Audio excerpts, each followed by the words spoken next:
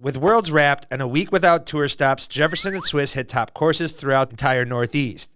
The Glitch World Championship, catch a Red Sox game, Jefferson gets a proposition he can refuse, party with the 8-holers at MVP Open, and Swiss embarrasses himself on a Simon vlog. This is a story of an uncle and his nephew who put their lives on hold to follow their dreams and the Pro Disc Golf Tour while living in a 2011 town and country for 3 months. It's Swiss Cheese, the one with all the holes in his game, alongside me, the one who doesn't, Jefferson, and we're with the disc golf world. In this series, we'll chronicle the different DGPT stops, the insane courses we're able to throw, food, fans and pros we encounter, the beauty we witness, and all the hilarious stories that only tour life can bring. After 5 days of daily recap videos on top of our expanded slate with complete coverage of the World Championship, it was nice to have plenty of time to decompress and, most importantly, hit some of the best courses in the entire Northeast. Adding to the banger list of courses we hit thus far, which included Brewster Ridge, Fox Run Meadows, Toboggan, and our favorite Faylor Lake. Our first stop was making our way towards Maine to hit the Sabattus property that featured 3 18-hole courses, 2 of which are in top 100 on UDisc, a family-friendly pitch and putt 9-hole, a 2-story pro shop, and currently expanding to add yet another 18-hole course.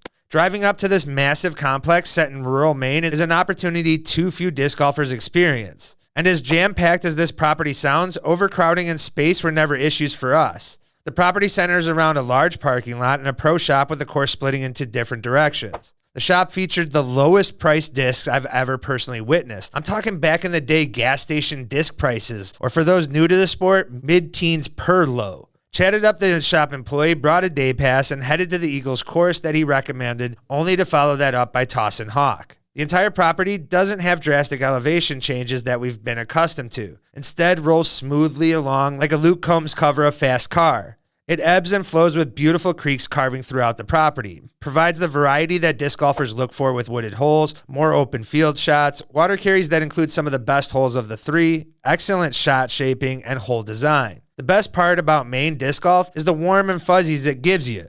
Because I guess there is a thing called Maine par. I'm talking career scoring on these player-friendly, if not soft pars. I've gotten more eagles in Maine than I have in any other state. Yes, it might only have been 1, but the statement is still factual. If you call a 300-foot hole a par 4, then yeah, sure, you got an eagle. You Maine people be crazy.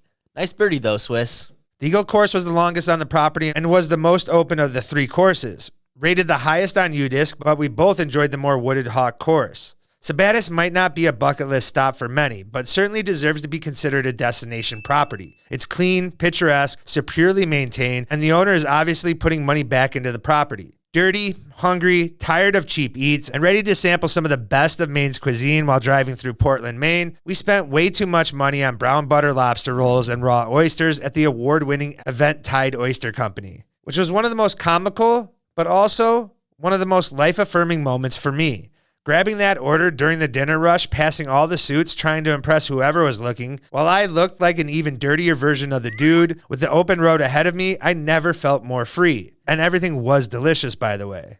Being on the road for this long and a few days of downtime before the MVP Open, we got ourselves a hotel.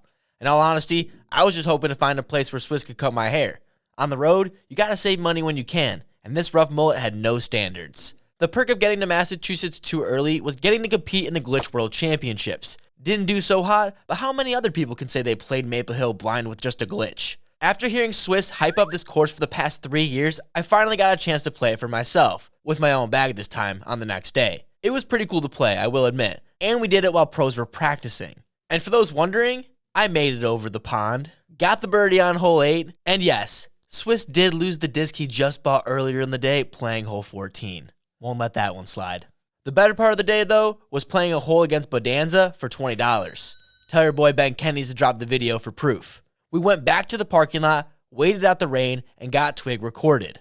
Massachusetts is different, but man, I f***ed with it. The roads are a damn labyrinth. People built whatever, wherever they wanted. Takes 40 minutes to get anywhere. Pronunciation of the English language is thrown out the window. Don't believe us? It's pronounced Worcester, despite it being spelled like this. And the people are the biggest characters we met on tour. Had one of the wildest nights on tour the day before we were scheduled to interview Simon Lizotte in what was the biggest moment for disc golf world. It all started by getting a round in at the Pyramids course, then us hitting a Red Sox-Yankee game at Fenway, still bucket list material, even though both teams were dreadful. Things got dark for Jefferson when the woman next to him revealed way too much. Got too drunk at the game, hit a joint nearby after, and met Jamie and his lady, who thought Jefferson was cool enough to proposition to sleep with. Too bad he pussed out, or we might have had an even better story. Hey man, Jamie seemed way too eager.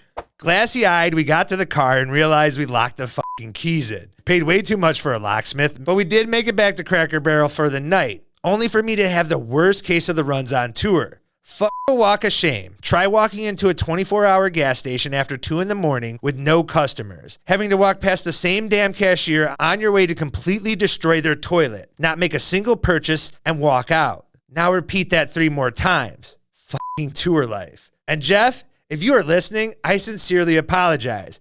Maybe it was the clam chowder. Wake up the next morning, hungover and dehydrated, 2 hours away from interviewing one of our favorites, Simon. Everything that could have went bad happened. Weather didn't cooperate with our initial location, mics crapped out, but we still were able to pull it all together, hit the interview of the lifetime in front of Albert Tom's minivan, and got him to swear. Oh, I will fuck the hex.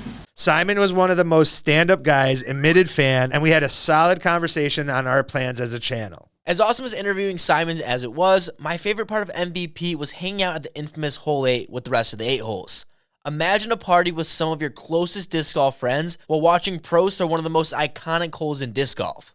Before we even left for tour, this is one of the things I wanted to do most. The first day we arrived at the course early, met with the king Zach Benson himself and the rest of his court. What I loved most was the environment they built over the years, mainly due to their antics. Unlike typical disc golf spectators, they are loud, obnoxious, and best of all, fun. They start every card by naming the players about to tee off so everyone knows. This year we even got to experience a change. Now instead of announcing their boring real names, they were given a twist, and then added a fun fact. As the pros walked towards the green, they were met with claps until it turned into an uproar. Every time a player would make a putt from the drop zone, they would sign the board while the crowd cheered. I know I'm missing out on so many more traditions, but my favorite was after the first star frame of the tournament, everyone would take a shot.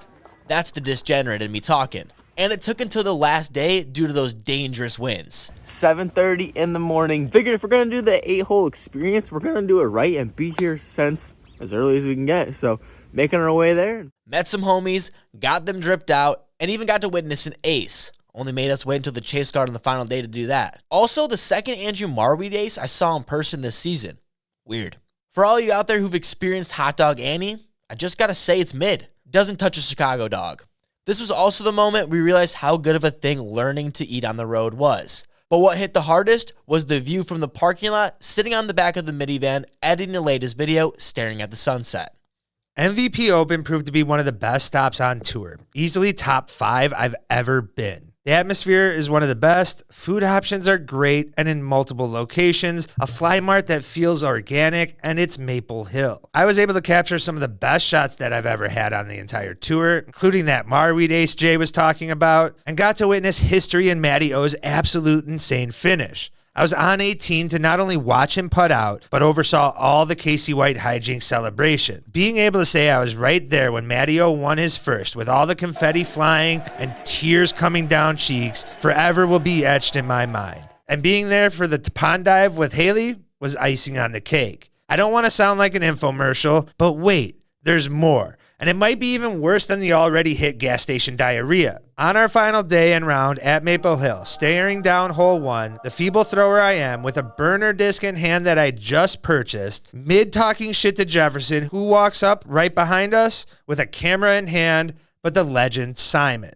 Quickly hollers if I run it, he'll throw us on the vlog, and there was no decision after that. I just ran into freaking Disc Golf World. At least that's not gone. At Like, you can Maple get that Hill. back. The famous Swiss. Thank you. You just saw the holes in the game. That was a major hole. That was a major hole. And yeah, just quick shout out, Disc Golf World on YouTube. One of my favorite news disc golf shows. If you like updates and reviews and everything, I recommend. Now, was it my best choice to throw a disc just purchased from the used bin of the Maple Hill Pro Shop and not something I'm far more comfortable with? Absolutely. But with Simon on camera, there was no train of thought, just me and my emotions riding high. I completely shanked the drive in full Swiss cheese fashion for yet another horrendous but epic moment in Massachusetts. Looking back, would I've gone back to my bag, sacrificed my favorite disc to look better on Simon's video? The answer is a resounding yes. But your boy still made it on a Simon cut. Even if it was trash, how many people can say that? That's f***ing tour life. That also wraps up another Tour Stories cut. If you stayed this long and you aren't subscribed, make sure to do so. While you're at it, like and share. Join next week for more tour stories, including rounds at Stafford Woods, Davalo, and Paul Macbeth's New London. We take a tour to play with W.R. Jackson before it closed and witness Tatar making history.